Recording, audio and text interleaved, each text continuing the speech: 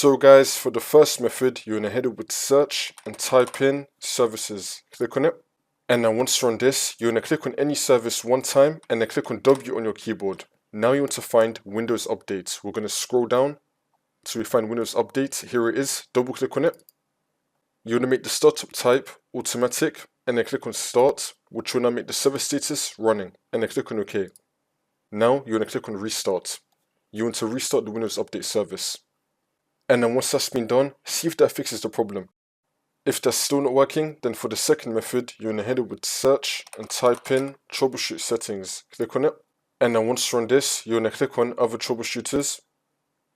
Now you want to find Windows Update. Click on run. And now this will come up, the Windows Update Troubleshooter. Wait for this to load. And then once that's been done, if it detects anything, it will try to fix it for you. See if that works. If that's still not working, then for the last method, you're gonna head over to search and type in CMD. Now you want to run it as administrator. And then click on yes. And then once you're on this, you're gonna type in sfc /scan now and then click on enter. Now you want to run the scan. Wait for this to load. I'm gonna skip the video to when the scan will be fully completed.